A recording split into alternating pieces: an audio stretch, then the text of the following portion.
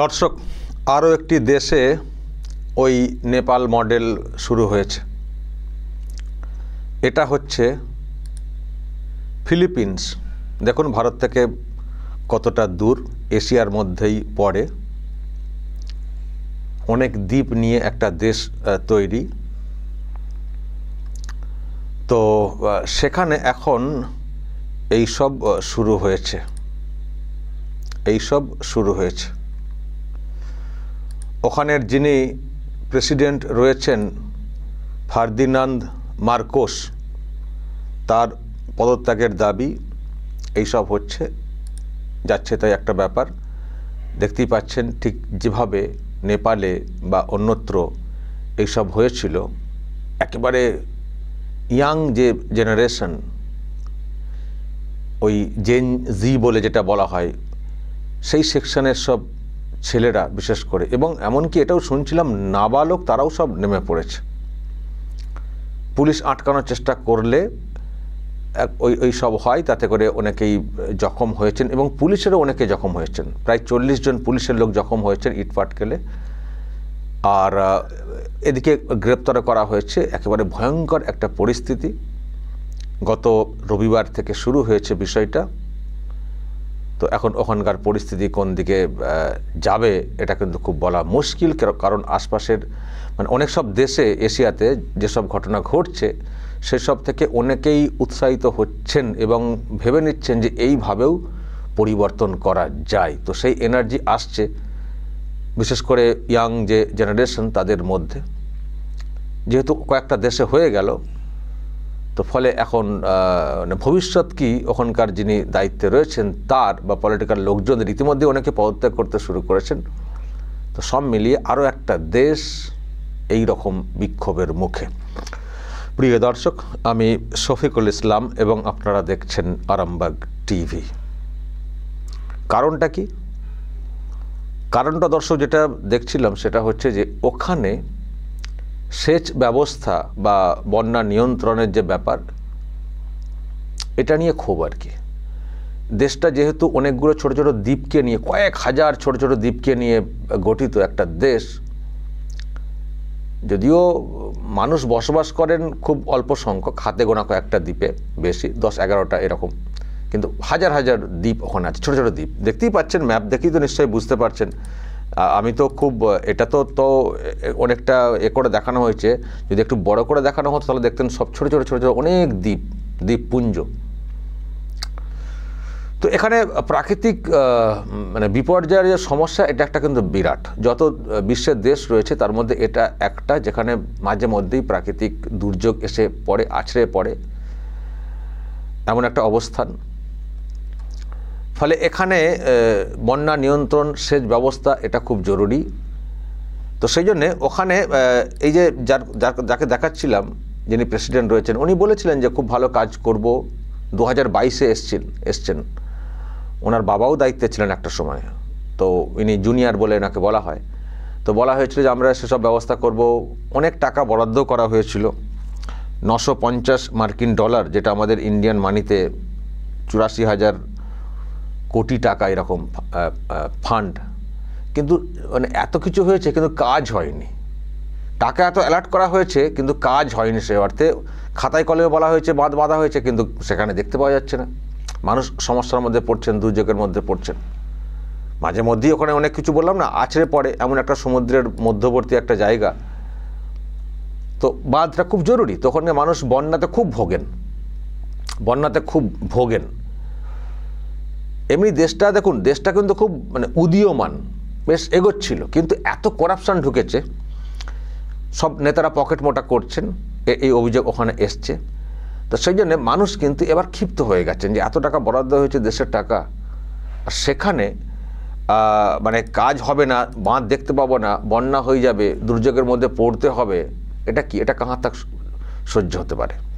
আর young generation, দেখুন young generation, আমি একটা বিষয় লক্ষ্য করছি, নিশ্চয়ই আপনারা লক্ষ্য করছেন, গোটা বিশ্বে দেখবেন দেশে দেশে নতুন প্রজন্ম তারা কিন্তু একটা বিপ্লব শুরু করেছে, প্রায় প্রত্যেকটা দেশেই। প্রত্যেকটা দেশে হয়তো এইভাবে প্রকাশ্যে সবটা আসছে না, কিন্তু ইয়াংদের মধ্যে কিন্তু একটা এনার্জি এসছে। একটা অদ্ভুত মানে সিচুয়েশন তৈরি হচ্ছে গোটা বিশ্ব জুড়ে কার্যত। এবার যেখানে যেমন দুর্নীতি সেখানে সেইভাবে প্রকাশ্যে চলে আসছে। মানে নতুন প্রজন্ম না, তারাও অনেক সময় অনেক ক্ষেত্রে দিশেহারা হয়ে যাচ্ছে। তো সেই ক্ষেত্রে তারা মানে সামনের সারিতে এসে দাঁড়াচ্ছে, আর এই করাপশান দুর্নীতির বিরুদ্ধে গর্জে উঠছে, জীবনকে তুচ্ছ করে একেবারে রাস্তায় তারা নেমে পড়ছে এই জেনারেশন, এবং অনেক ক্ষেত্রে তারা সফল হচ্ছে পরিবর্তনের ক্ষেত্রে। তো এটাও তার মধ্যে একটা, এত করাপশান ওখানে হয়েছে, বন্যার বিষয়টা নিয়ন্ত্রণ করা হচ্ছে না, টাকা পয়সা সরকারি কোষাগার থেকে অ্যালার্ট করা হয়েছে কিন্তু কাজ হয়নি। যদিও মার্কোস যিনি আছেন ওখানে, উনি তদন্তের একটা কমিশন গড়েছেন, তদন্ত করা হবে, কিন্তু এবং যারা দায়িত্বে অনেকে আছেন তারা অনেকে পদত্যাগ করেছেন, কিন্তু মানুষের ক্ষোভ থামছে না, মানুষ বলছেন তোমরা যা করেছো সর্বনাশ করে দিচ্ছ। এখন চাপে পড়ে ওখানে প্রেসিডেন্ট তিনি বলছেন এরকম হয়েছে, খাতায় কলমে এরকম। আসলে মানে প্রেসিডেন্ট উনিও একটা জায়গায় বলেছেন যে এরকম টাকা অ্যালার্ট করা হয়েছে, কাজ হচ্ছে না বা হয়েছে, উনিও খানিকটা স্বীকার করে নিয়েছেন। তো তারপরে আরও আর কি আগুনটা জ্বলে গেছে, যে তার মানে সরকার পক্ষ নিজেই স্বীকার করে নিচ্ছে যে এরকম হয়েছে। তো ক্ষোভটা এই পর্যায়ে চলে এসছে যে দরকার নেই, পদত্যাগ করতে হবে, মানে এই টাইপের বিষয়টা। তো এই হচ্ছে ব্যাপার দর্শক। আমি এই খবরটা এই জন্যই করতে এলাম যে তার মানে দেখুন, একটার পর একটা দেশে এইসব কিন্তু চলছে, বা একটার পর একটা অঞ্চলে এইসব চলছে, যেখানে দুর্নীতির একটা ব্যাপক একটা প্রভাব দেখা যাচ্ছে, এবং শাসক সরকার সেই অর্থে ব্যবস্থা নিতে পারছে না, নিচ্ছে না, বা এই নেতাদের পকেট মোটা করতে সাহায্য করছে, সেখানে কিন্তু খুব আছড়ে পড়ছে। সব জায়গায় যে গোটা দেশ জুড়ে আছড়ে পড়ছে তা না, দেশের অংশে অংশে আছড়ে পড়ছে। বড় বড় যেগুলো দেশ, তার ছোট ছোট প্রদেশ যেগুলো আছে সেখানে আছড়ে পড়ছে। এবং সব জায়গায় দেখবেন নতুন প্রজন্ম, এটা যে পলিটিক্যালি হয়েছে তা না, কিন্তু নতুন প্রজন্ম, ধর্মীয় নেতারাও এর মধ্যে সামিল হয়েছেন। ওখানে খ্রিস্টান মানুষের সংখ্যা বেশি, প্রায় 92%। তো এবং শিক্ষিত এলাকা, আপনারা জানেন এই এলাকা খুব শিক্ষিত। একটা সময় মানে অন্য দেশ, ইউরোপের দেশের ছিল, মানে উপনিবেশ হিসেবে এখানে তারা করতো।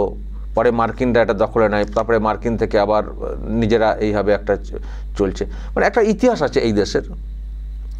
তো এখানকার খুব শিক্ষিত লোকজন। তো এখন শিক্ষিতদের মধ্যে এবং এখানকার ইকোনমিও খুব ডেভেলপ করছে। মানে এরকম দেশ, বিরাট বড় মাপের দেশ না, কিন্তু ইকোনমিতে মানে একেবারে অনেক সামনের দিকে। তো যাই হোক, এরকম সচেতন মানুষ, তো মানুষ সচেতন হয়েছেন এবং যুব যে প্রজন্ম তারাও বিষয়টা দেখছে। তো সেই জন্য একটা ক্ষোভের সঞ্চার ঘটেছে এবং তার বহিঃপ্রকাশ এখন এই মুহূর্তে হচ্ছে। আমি এই জন্যই এটা বলতে এলাম যে একে একে আমরা দেখতে পাচ্ছি যেখানেই দুর্নীতির প্রবল একটা বিষয় সামনে আসছে, সেখানেই নতুন প্রজন্ম জেগে উঠছে এবং তারা জীবনকে তুচ্ছ করে একটা সুন্দর পরিবেশ, সুন্দর এলাকা গঠনে, দেশ গঠনে তারা কিন্তু নেমে পড়ছে। আমি শুধু বাংলার কথাটা ভাবছি।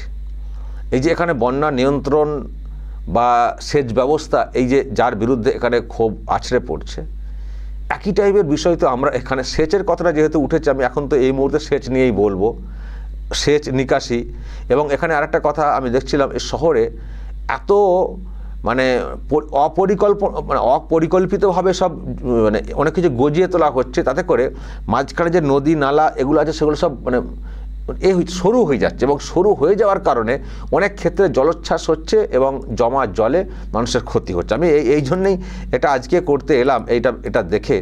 কারণ আমরা তো দেখতে পাচ্ছি, আজকেই তো দেখেছেন দর্শক, যে কলকাতাতে মানে কি ধরনের বিষয়টা হয়েছে, কিভাবে বৃষ্টি হয়েছে।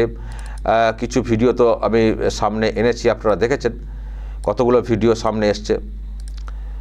তো যেমন এইসব ভিডিও দেখছেন, গোটা কলকাতার কি হাল হয়েছে, আমি সকাল থেকে দেখাচ্ছি।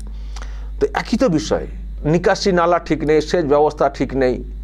মানুষ দেখছেন যে অর্থ খরচ হচ্ছে, সরকারি কোষাগার থেকে টাকা চলে যাচ্ছে, এদিকে লোন শুনছি বিরাট করে করা হচ্ছে, লোনের বোঝা চেপে যাচ্ছে। কাজটা হচ্ছে কোথায়? মুখ্যমন্ত্রী জল জমেছে এখানে, উনি এখন ডিবিসিকে দোষ দিচ্ছেন। হলো কলকাতায় জমা জলে বেহাল দশা, দোষ হয়ে গেল ডিবিসির।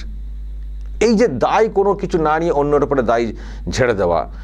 ইলেকট্রিকের এতে মানুষ মারা গেছেন, যেহেতু জল জমেছে মারা গেছেন, দোষ হয়ে যাচ্ছে সিএসসির। মানে তারা যেহেতু বিদ্যুৎটা দেয়, তো তোমার রাস্তাঘাটে যদি জল জমে যায়, তুমি যদি নিকাশি ব্যবস্থা ঠিক না করো, তো কোথাও না কোথাও তারের কানেকশান তো জলে তো হয়ে যাবেই। তোমার জল যদি এক মানুষ উপরে দাঁড়িয়ে যায়, তো জল তো সেখানে তো বিদ্যুতের কানেক্টেড ব্যবস্থা, কারণ শহরে বিদ্যুৎ চালু রাখতে হয়, তো এবং রাতের দিকে হয়েছে, সেখানে ঘটনা ঘটে যেতে পারে। তাহলে তুমি করলে অন্যায়, তুমি নিকাশি ব্যবস্থা ঠিক করোনি, তুমি শহরটাকে জঞ্জালে রূপান্তরিত করছো, তুমি ঠিকঠাক করলে না। আর দোষ হয়ে গেল অন্যদের, যারা অন্য পরিষেবার সঙ্গে যুক্ত। এই যে স্ট্রিট লাইট, সেটা নিয়েও সিএসসি বলেছে যে আমরা কি স্ট্রিট লাইটের দায়িত্বে থাকি, তো সেটা তাহলে সেখান থেকে যদি কোথাও ইলেকট্রিফিকেশন হয়ে যায়, তো তার দায়টা কার? আসলে এখানকার মুখ্যমন্ত্রী যিনি আছেন, তিনি কোনো দায়িত্ব নেবেন না, শুধু চেয়ারটা আঁকড়ে বসে থাকবেন, শুধু চেয়ারটা আঁকড়ে বসে থাকবেন নবান্নে বসে। কিছু ঘটনা ঘটলেই উনি কোনো দায়িত্ব নেবেন না। ওনার দায় হচ্ছে শুধু সস্তার ফিতে কাটা, শুধু সস্তার ফিতে কাটা। কিছু ঘটলে উনি কোনো দায়িত্ব নেবেন না। এদিকে সব নাকি ওনার অনুপ্রেরণায় হয়ে থাকে, ওনার সব নেতারা বলে থাকেন একটু ভালো কিছু হোক, সব দিদি করেছেন, আর খারাপ কিছু হলেই বলবেন আমি ওর দায়িত্বে আছে নাকি। এমনকি দুর্নীতির বিষয়টা দেখেছেন না, এসএসসির দুর্নীতি বেরিয়ে এসছে, সরকারি একটা বডি, উনি নাকি ওরা দায়িত্বে নেই, ওটা স্বাধীন সংস্থা, আর ওনার অঙ্গুলি হেলন ছাড়া কোনো কিছুই হয় না, সেটা তো সামনে আমরা দেখতে পাচ্ছি। ফলে এই যে দায়িত্ব জ্ঞানহীনভাবে চলা, মানুষকে বোকা বানানো, কাहाँ तक চলতে পারে, কাहाँ तक চলতে পারে। তো সেইভাবে আস্তে আস্তে যা দেখতে পাচ্ছি অন্য প্রান্তে, অন্য দেশে যা হচ্ছে, আমি তো বলবো যা দেশের আমাদের রাজ্যের হালটা করে দিচ্ছেন, আমি গোটা দেশের নিরিখে সেরকম বলবো না, কারণ গোটা দেশে এইরকম দুর্নীতির খবর শুনিনি।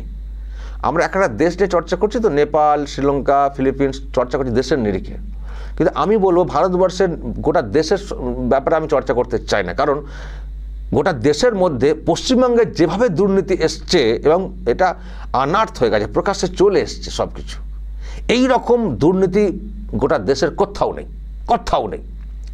সেই জন্যে আমি দেশের কোথায় কি হবে সেটা আমি বলতে চাই না, কিন্তু এই রাজ্যেও এই ধরনের যুব জাগরণ জরুরি, এটা বলতে পারি। অন্যান্য দেশে যা হচ্ছে, আমি আমার দেশের কথা টোটালি বলবো না, কিন্তু আমার রাজ্যে যেটা হচ্ছে, যেটা আমরা চোখের সামনে দেখতে পাচ্ছি, এত দুর্নীতি, এত অপশাসন, এত দায়িত্বজ্ঞানহীনতা, তারপরেও গলাবাজি এবং চেয়ার আঁকড়ে বসে থাকা, ফলে এগুলো চলতে পারে না। এখান থেকে এই রাজ্যকে মুক্ত করতে হবে, তা না হলে মুশকিল আছে। তবে হবে, এই যে আমি বলছি কিনা, ভালোই চলে গেলে তো তাও এলাকায় থাকতে পারবেন, ভালোই দিন থাকতে, মানুষের রায়কে মান্যতা দিয়ে বা দায়িত্ব সামলাতে না পারলে যদি ভালোই চলে যান, বাঁচুয়া অন্তত থাকতে পারবেন পরবর্তী জীবনটা বাংলাতে। আর যদি জোর করতে হয়, যদি সত্যি যুব সমাজকে অন্যান্য দেশের মতো নামতে হয়, এখানে বাধ্য হয়ে এলাকায় থাকতে পারবেন না, বাংলায় থাকতে পারবেন না। আজকে হয়তো আমার কথাটা শুনতে খারাপ লাগছে, ভবিষ্যৎটা এটাই দাঁড়াবে, ভবিষ্যৎ কিন্তু মিলিয়ে নেবেন। ভালোই আপনি কাজ করতে পারছেন, আপনি ফেলিওর, পরিষ্কার চিত্র বলে দিচ্ছে আপনি ফেলিওর, আপনি কোনো কাজ করতে পারছেন না, দুর্নীতিতে ভরা, কোনো পরিকাঠামো ঠিক নেই, পুরো আর লুটপাট হয়েছে সরকারি অর্থ, আপনি চিহ্নিত হয়ে গেছে, আপনি পারবেন না, আপনি ছেড়ে দিয়ে চলে যান, দয়া করে বিদায় নিন, যেটুকু আছে সেখান থেকে বাংলাকে নতুন করে গড়তে দিন, আপনি পারবেন না। কিন্তু আপনি যদি না যেতে চান, যদি আপনি জোর করে ফের ক্ষমতায় আসার চেষ্টা করেন, তাহলে এই সব দিনের অপেক্ষায় থাকবেন, কিছু করার নেই, বাধ্য হতে হবে যুব সমাজকে। মানুষ চান না, মানুষ সবসময় গণতান্ত্রিক সিস্টেমেই পালাবদল চান, যে কাজ করতে বলে থাকো, না করতে বলে কেটে পড়ো, অন্য কেউ এসে কাজ করবে। কিন্তু যদি জোর করেন, তখন তো মানুষ বাধ্য হবেন না এই সব পথ বেছে নিতে। এবার আপনি ঠিক করুন আপনি কোন পথ বেছে নেবেন। দর্শক বলবেন আপনারা, যেটা শুরু হয়েছে এবং আরও অন্যান্য যেসব দেখছেন শুনছেন, যেভাবে ক্ষোভ আসছে, দুর্নীতি যেখানে, বিক্ষোভ সেখানে যুব সমাজের, এটা কতটা জরুরি এবং পশ্চিমবঙ্গের জন্য এটা কতটা প্রাসঙ্গিক, বা পশ্চিমবঙ্গের ক্ষেত্রে আপনারা কতটা কি ভাবছেন, অবশ্যই দর্শক বলবেন আপনাদের যদি এই নিয়ে কিছু বলার থাকে, এবং নজর রাখবেন আরামবাগ টিভিতে।